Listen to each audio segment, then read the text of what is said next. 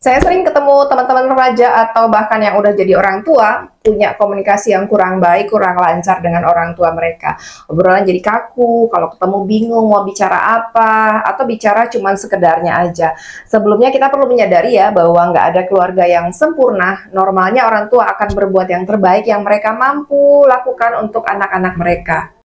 Masalah muncul karena adanya kesenjangan usia, pola komunikasi yang nggak sehat, gap culture, pola asuh dari orang tua terdahulu yang diadopsi orang tua kita dan diturunkan ke kita. Padahal belum tentu hal itu cocok untuk kondisi anaknya di zaman yang sudah berbeda. Hal-hal ini membuat interaksi orang tua dan anak menjadi tidak mudah untuk dijalani ya. Orang tua kita itu biasanya kan mengadopsi, meniru cara bagaimana mereka dibesarkan oleh orang tua mereka terdahulu. Pola asuh itu diturunkan dan menurut orang tua kita ya, cara itulah yang terbaik. Cara yang mereka tahu untuk membesarkan anak ya seperti itu. Belum lagi kalau pola asuh yang diterapkan dulu itu keras, suka memberi hukuman misalnya. Nah, di anak muncul rasa nggak suka, mau protes, ada rasa diperlakukan nggak adil. Di zaman teknologi yang pengetahuan kita bisa akses dengan mudah ini, kita jadi tahu parenting yang benar itu gimana. Tapi di sisi lain hal ini kadang justru membuat beberapa orang merasa, kok aku nggak diginiin ya dulu, kok orang tuaku nggak memperlakukan aku seperti yang disampaikan di video itu ya. Akhirnya timbul kecewa bahwa ternyata orang tua masih jauh dari standar ideal ke orang tuaan menurut ilmu parenting yang dia dengar di postingan sosial media. Jadinya timbul perasaan membandingkan dan tidak terima. Ayo kita coba ganti sudut pandang yang udah ya udah, yang dulu ya udah dulu, udah berlalu, nggak bisa diapa-apain lagi. Mungkin orang tua kita banyak salah, banyak kurang, semata karena mereka sebagai manusia ya memang nggak sempurna. Tapi di saat itu, di zaman itu, mereka dengan segala keterbatasan sumber daya yang dipunya, ya mereka taunya cara mendidik dan membesarkan anak-anak ya seperti itu. Itu yang mereka dapat dari orang tuanya dulu, dan itu yang diteruskan ke kita. Nah, kita sekarang dengan teknologi yang canggih dan ilmu yang bisa diakses dengan sangat mudah ini, ayo belajar. Ngedengerin video parenting itu bukan untuk mengkritisi pola asuh orang tua kita dulu, itu udah lewat, udah nggak bisa diapa-apain lagi. Tapi supaya kita nggak mengulang kesalahan yang sama, kita nggak bikin pola asuh yang serupa ke anak kita. Pelajari cara jadi bapak, cara jadi ibu yang baik itu seperti apa sih? Yang belum nikah, pelajari cara cari pasangan yang ideal buat jadi istri, buat jadi suami itu seperti apa. Kualitas yang baik yang harusnya dimiliki oleh seseorang untuk bisa jadi pasangan, untuk bisa menjadi orang tua yang dewasa secara mental dan pemikiran itu yang seperti apa. Jadinya kan produktif. Coba kita merenung bahwa sebetulnya orang tua kita tuh juga nggak tahu-tahu amat harus bagaimana sih handle anak, kenapa anak bayi tantrum, kenapa anak-anak nggak bisa nurut kalau dikasih tahu, kenapa remaja nggak suka dipeluk, kenapa anak ini itu nggak ada pendidikan, nggak ada sekolah yang ngajarin untuk bisa menjadi ayah, menjadi ibu yang baik.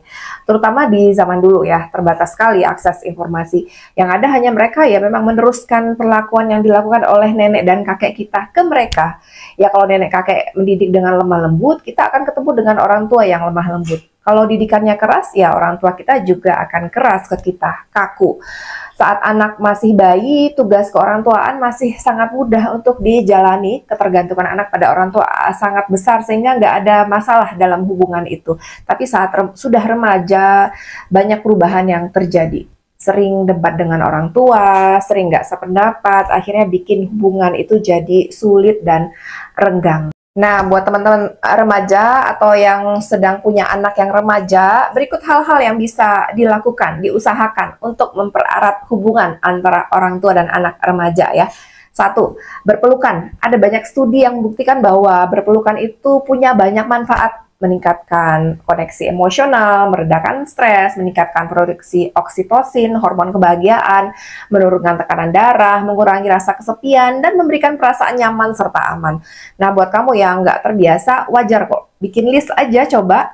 Targetkan berpelukan dengan anak itu 3 kali sehari. Kalau perlu dicatat ya, percaya deh setelah 2 minggu itu akan menjadi habit, menjadi kebiasaan baik yang rutin dilakukan. Nah, buat remaja mungkin ini sulit dilakukan karena canggung, karena rasanya kok nggak keren banget sih peluk orang tua gitu. Nah, ingat aja manfaat-manfaat pelukan yang sudah dipaparkan tadi. bikin sehat kok, nggak perlu malu, latih aja, lakukan aja, mulai dulu aja, nanti juga akan terbiasa. Dan kita juga dulu waktu bayi selalu dipeluk orang tua kita ya. Kalau dulu kita dipeluk, kenapa sekarang kita nggak mau dipeluk, kan gitu ya. Itu akan menjadi bonding, ikatan antara kita dan orang tua. Dan nanti kita juga dengan anak, kalau kita udah dewasa dan udah punya anak, kita akan terbiasa untuk meluk anak. Anak kita juga akan terbiasa meluk orang tuanya gitu. Jadi ini kita sedang membangun habit, membangun kebiasaan untuk diri kita dan untuk nanti generasi kita berikutnya. Yang kedua, sediakan quality time orang tua dan anak tanpa gadget sama sekali. Ini akan terasa sulit dan canggung di awalnya, tapi ini akan sangat membantu fokus antara orang tua dan anak. Gadget seringkali menjadi distraksi yang mengganggu, terutama saat interaksi ya. Kita merasa kurang dihargai kalau sedang bicara, sementara teman bicara kita tuh sibuk dengan HP-nya. Begitu juga saat bepergian dalam mobil, misalnya, minimkan distraksi seperti berkendara tanpa musik, akan membuat kesempatan berbicara lebih banyak. Walau musik bisa jadi sasarana untuk saling mengakrabkan diri dengan bass lagu yang sedang didengerin atau bernyanyi bareng-bareng, tapi di sisi lain saat ada pembicaraan penting atau malah sensitif untuk dibahas, lebih bijak untuk mematikan musik supaya kita bisa betul-betul fokus dengan teman bicara kita. Yang ketiga, sebelum ada hal serius yang mau dibicarakan, lakukan obrolan akrab lebih dahulu. Makan bersama mungkin hal-hal yang menyenangkan yang bisa dilakukan antar orang tua dan anak. Jadi saat membicarakan masalah, tidak dalam kondisi hati jengkel, marah, sedih, tapi dalam kondisi rileks, santai, happy. Kenapa? Ya, agar kondisi hati yang buruk nggak mempengaruhi dan menambah masalah yang ada. Akan ada hari di mana walau anak udah remaja sekalipun mereka bingung dalam mengambil keputusan, kita bisa melakukan parental coaching dan memberi pilihan-pilihan yang dapat mereka ambil beserta konsekuensi yang bisa terjadi.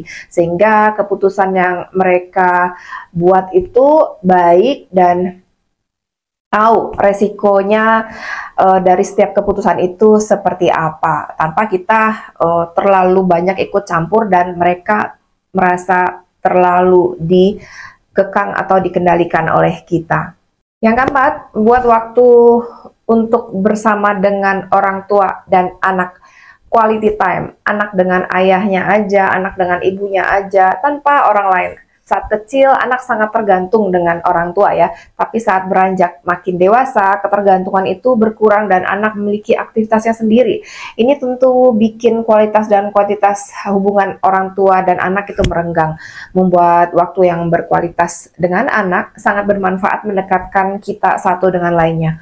Mungkin bisa luangkan waktu 15 menit sehari hanya berdua dengan anak, atau di weekend kita pergi berdua aja sama anak, bergantian makan di luar, mancing, melakukan hobi yang sama, bikin waktu. Cari cara agar kebersamaan itu ada dan tercipta. Yang kelima, tentu saja saat berinteraksi mungkin akan ada emosi sedih, marah, tersinggung, kesal yang tercipta ya.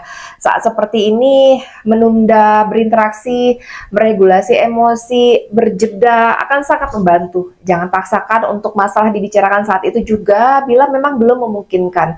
Tunda dulu sampai hati betul-betul tenang dan emosi mereda. Yang keenam, aktif mendengarkan. Mendengarkan untuk memahami, bukan untuk bereaksi ya. Saat ada yang berat yang mesti dibicarakan, tidak jarang kita jadi berargumen dengan orang tua dan anak, sehingga konfrontasi tidak bisa dihindarkan. Atau bahkan berteriak ya. Nah, hal ini malah akan memperburuk kondisi. Dan saat kita terbiasa berteriak pada anak, memaksakan keinginan pada anak, lama-lama mereka akan kapok, jera, berinteraksi dan berbicara dengan kita. Kenapa? Ya karena sudah tertanam di hati bahwa ngobrol sama orang tua tuh nggak enak, nggak didengerin, cuma hanya akan dibungkam dengan amarah saja. Yang berikutnya, respect batasan, boundary. Ya, seringkali kita sama anggota keluarga itu suka mikir, ini nggak apa-apa, cuma gini aja, pakai dulu aja deh, cek aja deh HP-nya, baca aja deh isi WA-nya. Ini nggak boleh ya, boundary itu dibutuhkan terutama untuk anak-anak yang usianya sudah lebih dewasa. Karena di usia ini mereka sudah memiliki keinginan sendiri. Alangkah lebih baik sebagai orang tua memberi rambu-rambu do's and don't pada anak. tapi bukan yang sifatnya mengendalikan atau mengontrol gitu. Anak tetap berada dalam hal yang disepakati, tapi tidak melenceng dari hal-hal yang membahayakan. Yang kedelapan, jangan pelit pujian. Masa remaja itu tidak mudah untuk dijalani. Berlaku bully sosial, tidak diterima teman sebaya, itu tantangan yang sulit untuk remaja. Sebagai orang tua, tidak perlu membuatnya lebih sulit lagi dengan kritisi atau kata-kata negatif. Jeli melihat setiap kebaikan yang dilakukan anak dan mengapresiasinya itu berguna untuk membangun hubungan yang hangat dengan anak dan meningkatkan self-esteem mereka.